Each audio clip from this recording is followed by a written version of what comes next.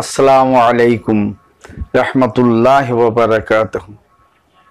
আজকে ফুরফুরা শরীফের ঐতিহাসিক ইসালে সওয়াব, যিনি পূর্ব ভারতের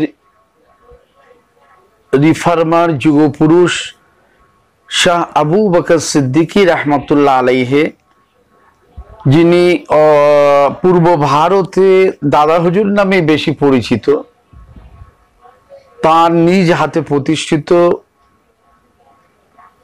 1901 সালে, যদিও এটা নিয়ে একটু সালটা নিয়ে মত পার্থক্য থাকলেও আমি যেটা আল্লামা রুহুল আমিন সাহেব রহমতুল্লাহ আলাইহি কর্তৃক প্রকাশিত সুন্নাতুল জামাত পত্রিকায় আমি যেটা দেখেছি সেটা হলো 1901 সালে এটা দাদা হুজুর কেবলা রহমতুল্লাহ আলাইহি প্রতিষ্ঠিত করেন।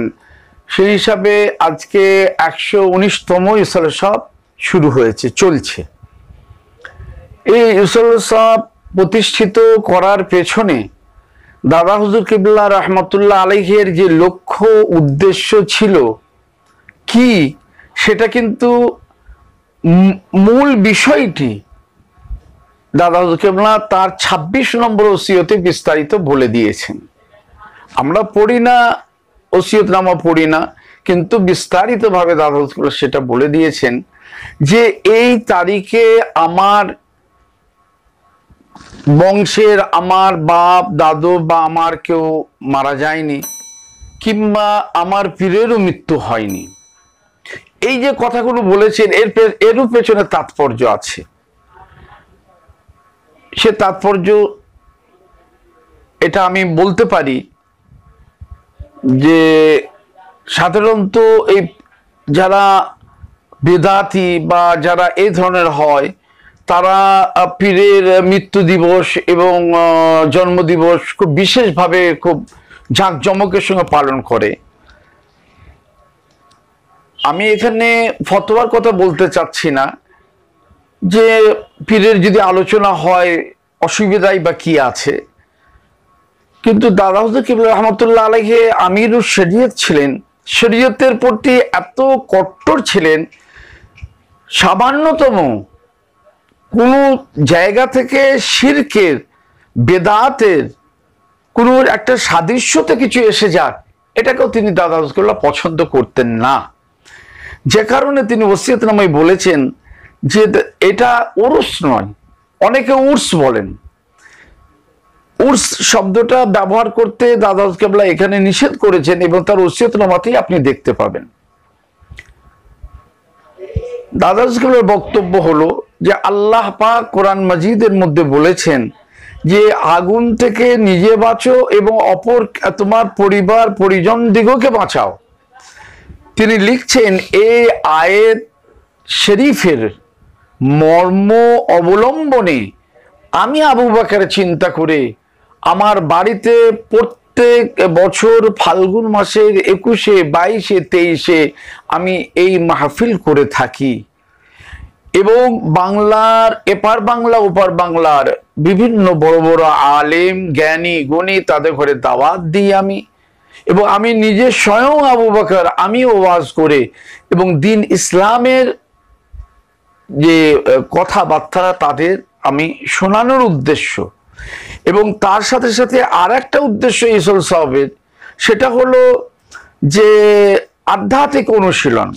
এই 3 দিন আপনার মুজাদ্দিদে জামান করতেন, 5 হুজুর পীর কেবলা রহমতুল্লাহ আলাইহি করতেন, আজও করা হয় যে এই 3 দিন আপনার মাগরিবের পরে ঘন্টাখানিক, ফজরের পরে ঘন্টাখানিক তাসাউফের অনুশীলন, আধ্যাত্মিকের অনুশীলন, জিকির করানো বা মুরাকাবা মুশাহাদা। তবে জিকির বলতে একটা কথা আপনাদের বলে রাখি, কি জিকির বলতে যেমন আমরা অনেক ইউটিউবে দেখতে পাই সব জিকির, কেউ জিকির করতে করতে বাসায় উঠে পড়ছে, কেউ গাছে উঠে পড়ছে, কেউ লাফাচ্ছে, কেউ কি করছে।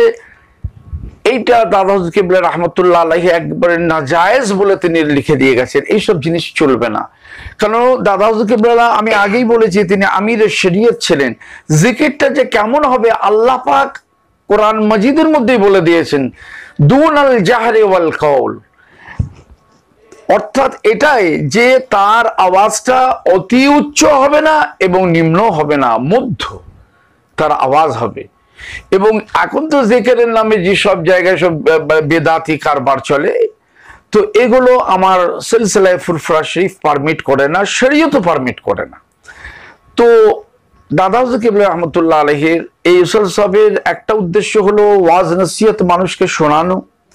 দ্বিতীয় উদ্দেশ্য হলো দাদা হুজুর কিবলা লিখেছেন সারা বছর ধরে নানা রকম মানুষের সমস্যা থাকে, বিশেষ করে ইসলামিক সংবিধান ফতোয়া ফরায়েজের বিষয়গুলো থাকে। যারা এপার বাংলা ওপার বাংলা আসাম ত্রিপুরার মানুষ, তারা বছরে এসে তারা কিছু এইসব বিষয়গুলো তারা জানতে পারেন বা ফতোয়া তারা এখান থেকে নিয়ে যেতেন। তো এই জিনিসটাও একটা তার মধ্যে পড়ে। আর তৃতীয়ত আমি আগেই বললাম যে তাসাউফের অনুশীলন, এই 3 নম্বর। 4 নম্বর আরেকটি মারাত্মক জিনিস, একটা উদ্দেশ্য এই ইসালে সাহেবের 1901 সালের যদি আমরা পশ্চিম বাংলা পূর্ব বাংলার যদি আমরা বিভিন্ন পত্র পত্রিকা, যেমন আমি কয়েকটি পত্রিকার নাম আপনাদের কাছে বলছি, যেমন আল মুসলিম এবং আপনার মোহাম্মদী, তারপরে আপনার শরীয়তে ইসলাম অনেক পরে হয়েছে, ইসলাম প্রচারক, এইসব যে পত্র পত্রিকা সেই সময় বার হতো, সে পত্রিকা আজও বিভিন্ন লাইব্রেরিতে আছে। তো সেই সময় একটা জিনিস আমরা দেখেছি যে খালি পশ্চিম বাংলা না, পশ্চিম বাংলা পূর্ব বাংলার বিভিন্ন জেলাতে একটা খুব মানে কুসংস্কারই বলেন আর যাই বলুন, একটা খুব বাজে জিনিস যেটা শরীয়তের খেলাফ জিনিস, সেটা হলো শ্রেণী বৈষম্য। আশরাফ এবং আতরাফ, এ হলো উচ্চ বংশ, এ হলো নিম্ন বংশ। ইনি হচ্ছেন সৈয়দ, ইনি সিদ্দিকি, ইনি ফারুকি, ইনি আব্বাসী, ইনি কাজী, ইনি মল্লিক, ইনি শেখ, ইনি বিশ্বাসী, ইনি মণ্ডল। এই যে একটা বংশের যে ব্যাপারটা, তখন একেবারে ক্যান্সারের মতো গোটা সমাজকে গ্রাস করে ফেলেছিল পশ্চিম বাংলা পূর্ব বাংলার। মানে এই ইসলাম প্রচারক পত্রিকা, এইসব পত্রিকাগুলো পড়ে আমরা দেখেছি এরূপ অবস্থা। তো শুধু তাই নয়, সেই সময় মানে একটা বই বার হয়েছিল, আমি লিখেছি সেটা, যে ওই বইটার নাম হলো আশরাফ আতরাফ সমস্যা, 1335 সালে লেখা বইটা। তো লেখক লিখছেন যে ভারত গৌরব পীর আবু বকর সিদ্দিকী, যার দর্শনের জন্য পূর্ব ভারতের বিভিন্ন প্রান্ত থেকে মানুষ এই ফুরফুরাতে এসে থাকে, কিন্তু এই ফুরফুরাতেই মানে শরীয়তের খেলাফ একটা এই আশরাফ আতরাফ এইরূপ যে কেউ কারোর সঙ্গে খাবে না, কেউ কারোর সঙ্গে বসবে না, কেউ কারোর সঙ্গে নামাজ পড়বে না, কেউ কারোর ছেলের সাথে বিবাহ শাদী দেবে না, এই ব্যাপারটা যে ফুরফুরা শরীফে ছিল, এই জিনিসটাকে লক্ষ্য করে সেই লেখক লিখেছেন যে খুব আফসোস করেছেন। তো এটা একটা সামগ্রিকভাবে আমরা দেখতে পাই এর একটা মানে ক্যান্সারের মতো অসুখ সেই সময় ছড়িয়ে গিয়েছিল।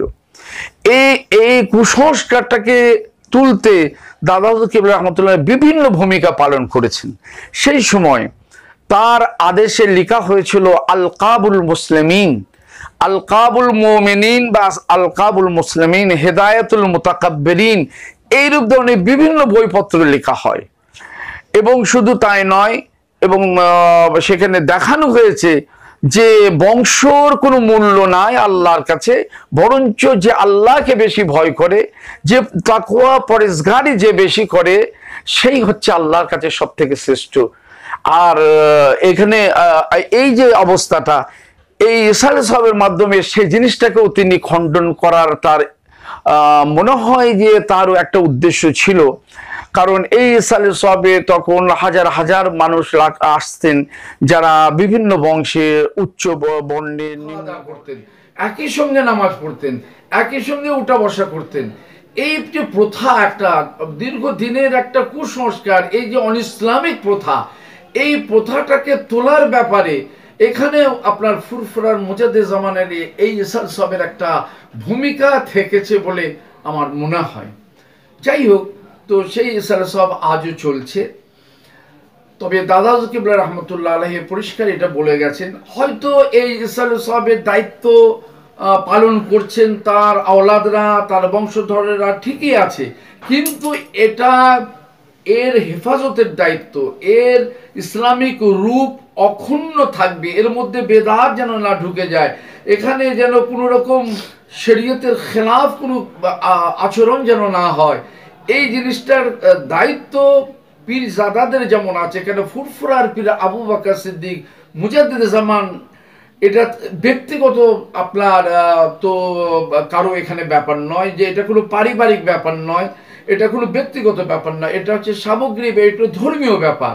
তো যেহেতু আবু বকর সিদ্দিক রহমতুল্লাহ পূর্ব ভারতের মানুষের তিনি সংস্কারক, পথ প্রদর্শক ছিলেন, এবং সেই জন্য তিনি এই ইরসালে সাহাবের যাতে সুন্দরভাবে এবং শরীয়ত মোতাবেক পরিচালিত হতে পারে, এই দায়িত্বের কথা লিখতে গিয়ে ওসিয়তনামাতে তিনি লিখেছেন যে আল্লাহ মানে এই মাহফিল যাতে সুন্দরভাবে কায়েম থাকে, আমার আওলাদ, আমার খলিফা, আমার মুরিদানরা এই দিকে খেয়াল তারা রাখবেন। এছাড়াও যদি আমার খলিফারা কেউ যদি নিজের বাড়িতে এই রূপ ইরসালে সাহাব করতে ইচ্ছুক হন, তারা অবশ্যই করতে পারেন, কিন্তু তার উদ্দেশ্য থাকতে হবে আল্লাহর জন্য, আল্লাহর বাণী পৌঁছানোর জন্য, মানুষকে দিনের কথা শিক্ষা দিবার জন্য। ওখানে যেন অর্থ উদ্দেশ্য না থাকে বা মান মর্যাদা অর্জন করা এরূপ যদি উদ্দেশ্য যদি থাকে, তাহলে সেটা কি হবে? শরীয়তের খেলাফ হবে, আল্লাহর কাছে অপছন্দনীয় হবে। আর দাদা কিবলা বললেন, যদি নিছক আল্লাহর জন্য যদি কেউ করে, অনেক অনেক সওয়াবের অধিকারী হবে। তো এখানে আরেকটা জিনিস দাদা কিবলা ওসিয়তনামাতে বলেছেন, যেটা যে 3 দিনেতে কয়েক লক্ষ মানুষ আসেন, এই লক্ষ মানুষের মধ্যে হাজার হাজার মানুষ কোরআন শরীফ তেলাওয়াত করেন, খাতমে কোরআন করেন, কালমা শরীফ পড়েন। সেই জন্য কি হয়, একটা সবরাসানিও করা হয়, একটা সবরাসানিও করা হয়। তো এই কারণে দাদা কিবলার এর নামকরণ করেছেন মাহফিলে ওয়াজ দার জিমনে আইসালে সওয়াব। ওয়াজ নসিহতটা হলো মূল, তার সাথে সাথে যে ইরসালে সাওয়াব। তো এই ইরসালে সাওয়াব এর মূল প্রতিষ্ঠাতা দাদা হুজুর কিবলা রহমতুল্লাহ।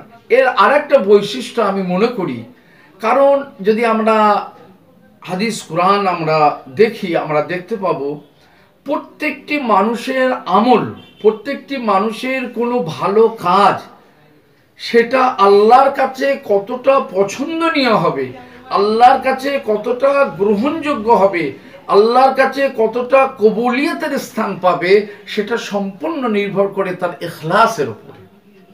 বুখারী শরীফের হাদিসের মধ্যে আছে, আল্লাহ রসুল আল্লাহর হাবিব বলছেন যে আমার সাহাবাদের তোমরা সমালোচনা করো না, আমার সাহাবাদিগের তোমরা ভৎসনা করো না, সমালোচনা করো না। লা তাসুব্বু আসহাবি, বুখারী শরীফের হাদিস, মিশকাতেও এটা আছে। তবে আল্লাহ রসুল আরো বলছেন এই হাদিসের শেষে, যদি আমার সাহাবীরা যদি 100 জবের দানা যদি আল্লাহ রাস্তায় দান করে, আর তোমরা যদি ওহদ পাহাড় সমতুল্য আল্লাহর রাস্তায় স্বর্ণ দান করো, এই দুটো দান আল্লাহর কাছে কোনোদিন এক হবে না। কেন এক হবে না?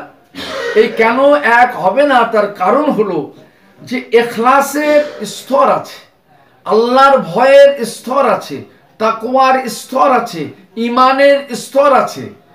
ইমানের স্তর বলতে এখানে আরেকটা কথা বলে রাখি, মূল ইমান তাসদিক বিল জানান, অন্তরে বিশ্বাস, আর ইকরার বিল লিসান। স্তরটা আমরা বলছি এই কারণে, আরবিতে বলা হয়, যারা আলেম ওলামা জানেন, ইমানকে বাসিদ বলা হয়, এর কোনো অংশ হয় না। আর যেটা আমল বলা হয়, আমল বেশি, যার বেশি ইমানের সাথে আমল, যার আমল বিল আরকান, যার হবে আপনার আপনার যেগুলো আমরা আল্লাহ ইসলামের আইন কানুন আমরা যত বেশি পালন করতে পারবো, যত বেশি রসুল পাকের সুন্নতের অনুসরণ করতে পারবো, তত তার ইমানের সৌন্দর্য বাড়বে। তো পৃথিবীর বুকে, এটা আকায়েদের কিতাবের কথা, পৃথিবীর বুকে নবীদের পরে সব থেকে শ্রেষ্ঠ হলেন নবী পাকের সাহাবা ইকরামরা। নবী পাকের সাহাবাদের মধ্যে সব থেকে শ্রেষ্ঠ হলেন 4 জন সাহাবী, তারপরে বিভিন্ন সাহাবীরা। এই যে শ্রেষ্ঠ, তারা কেন শ্রেষ্ঠ? প্রথম নম্বর কথা হলো তারা মোহাম্মদ রসুল্লাহ সাহচর্য পেয়েছিলেন, তার সোহবত পেয়েছিলেন, এটাই হলো সব থেকে বড় ব্যাপার। তারপরে এই সাহচর্যের জন্যই তাদের মানে অন্তরটা এত লাইট, মানে এত মানে মনোবর হয়ে রৌশন হয়ে গেছিল যে তাদের আল্লাহর ভয়, তাদের তাকওয়া, তাদের পরেশগারি, তাদের ইখলাস পৃথিবীর সমস্ত মানুষের ঊর্ধ্বে। সেই যে কারণে মানুষের মানে তাদের দানটা, আর আমাদের পৃথিবীর মানুষ আমরা যদি স্বর্ণ দান করি তার ইখলাসের কাছে কিছুই নয়। ঠিক আমি এই কথাটা বলে এখানে আমি এই জিনিসটা আমি বোঝাতে চাই যে এই আজকে এই যে ঈশ্বর সাহেবের প্রতিষ্ঠাতা তিনি কিন্তু সাধারণ কোনো পীর নন, সাধারণ কোনো মৌলবী নন, সাধারণ কোনো আলেম নন, সাধারণ কোনো মানুষ নন। তিনি হচ্ছেন একজন উচ্চ পর্যায়ের ভেলায়েতের মানুষ, যিনি ছিলেন যুগের রিফর্মার, যুগ পুরুষ এবং এরূপ ইউনিক ব্যক্তিত্ব। আমি আমার দীর্ঘ 30 বছরের আমার ব্যক্তিগত আমার গবেষণা 30টা বছর, আমি গোটা পৃথিবীর কথা বলছি না, গোটা ভারতের কথা বলছি না, কেন এইরূপ আবেগ মানে আমি কথা বলি না, যেটা বাস্তব। তো এই পূর্ব ভারতে যদি আমরা দেখি 200, 250, 300 বছরের ইতিহাসে এখনো পর্যন্ত আবু বকর সিদ্দিকের মতো দ্বিতীয় ব্যক্তিত্বের জন্ম কিন্তু আজও হয়নি। এবং আমি যেটা বলছি এটা আমার প্রমাণ, আমি ইতিহাস থেকে প্রমাণ দিয়ে আমি দেখাতে পারি। তাহলে এই যে মানুষটা একটা ইউনিক ওয়াহিদান ফরিদা যাকে বলা হয়, ওয়াহিদুজ্জামান, এইরূপ একটা ব্যক্তিত্ব। তো এর ইখলাস যে কোন পর্যায়ের ছিল, এর লিল্লাহিয়ত যে কোন পর্যায়ের ছিল, সেটা তো আমরা সহজেই বুঝতে পারছি। সাধারণ পীর সাহেবের, সাধারণ মৌলভী সাহেবের, সাধারণ কারোর সঙ্গে তুলনাই হয় না। আমাদের থেকে তার ইখলাস, আমাদের এইসব যে পীর যারা হক আল্লাহর ওলি যারা চলে গেছেন বা আলেম ওলামারা যারা গেছেন বা আছেন, তাদের ইখলাস আর মুজাদ্দিদে জামানের ইখলাস, তাদের আপনার তাকওয়া, মুজাদ্দিদে জামানের তাকওয়া, তাদের উদ্দেশ্য, মুজাদ্দিদে জামানের উদ্দেশ্য অনেক অনেক পার্থক্য। এই পার্থক্য হওয়ার কারণে যে ইখলাসের উপরে এটা প্রতিষ্ঠিত, আমার মনে হয় আমি এই দৃষ্টিভঙ্গি থেকে যদি আমি বলি যে এই মাহফিলের একটা বিশেষ বৈশিষ্ট্য এবং আল্লাহর কাছে এর গ্রহণযোগ্যতা একটা স্বতন্ত্র রয়েছে, এটাকে অস্বীকার করা যাবে না। এবার কথা হলো, তিনি তো তার ইখলাসের উপরে কায়েম করে দিয়ে চলে গেছেন, এটাকে সুন্দরভাবে রাখা এবং এটা যাতে শরীয়ত মোতাবেক এখনো যেমন আল্লাহর রহমতে রয়েছেন এইরূপ শরীয়ত মোতাবেক রাখা, এটা কিন্তু আমাদের একটা ইমানি দায়িত্ব আছে, নৈতিক দায়িত্ব আছে। খালি দাদা হুজুর বললেও চলবে না, আর খালি আপনার এটা দাদা ফুরফুরা হুজুরদের না, ফুরফুরা হুজুরদের ব্যাপার না, এটা আপনারও ব্যাপার। আপনি যতক্ষণ নিজের মতো না মনে করতে পারছেন, আপনি নিজের মতো মনে করলে তাহলে কি হবেন, যদি এই বিশাল লক্ষ লক্ষ মানুষের কোথায় কি হচ্ছে সবাই খোঁজ রাখে না, দেখলেন হয়তো একটা শরীয়তের খেলাফ কিছু কাজ হচ্ছে, বা হয়তো একটা কিছু এমন একটা দোকান বসেছে বা কেমন একটা, সঙ্গে সঙ্গে আপনি সেটা প্রোটেস্ট করলেন এবং তার করলেন। যাই হোক, আমার বলার সংক্ষিপ্ত আলোচনা হলো এই, আজকে সেই মুবারক ইসালে সাহেব, লক্ষ লক্ষ মানুষ আসছেন, সেটা কালকেও হবে, পরশু হবে, পরশুর শেষ মোনাজাত হবে। আল্লাহ পাক যেন এই ইসাল সাহেবকে কায়েম রাখেন এবং শরীয়ত মোতাবেক যেন আল্লাহ পাক কায়েম রাখেন, এবং সেই চেষ্টা, সেই চিন্তা, সেই মানসিকতা আমাদের সকলকে রাখতে হবে। এই বলে আমি আপনাদের সকলকে